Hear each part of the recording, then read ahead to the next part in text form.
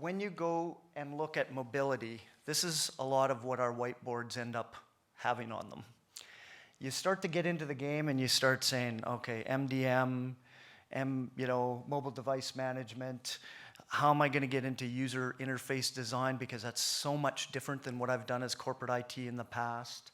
You've got all of these different challenges that you really are forced to confront and have to deal with as part of your implementation. But some of the other issues that come that I haven't heard a lot of talk about is, how do you integrate with your current application stack? That's a really big issue. You've got all sorts of systems that you've been investing in as corporate IT for 10 or 20 or 30 or 40 years. What are you going to do with those systems? Because mobility has to interface with those. It's got to connect to something, usually, when you're talking about it in your enterprise or for your customers. So when you look at the ecosystem, when you're actually building an application, these are the different things you've got to think about. You've got to not only think about the application and the process and the operating system and the device, but you also need to think about the networks and the operators and the data plans and the things that you've got there that can also have an implication on your application. And then you've got decisions. Who owns the device? Are we going to standardize? And that's not actually quite as simple. Certainly BYOD is out there, but in some cases, if you're doing it to a group of 200 field workers, are you going to ask them to bring their iPhone to work when they're going out on the construction crew? You may want to issue them those devices.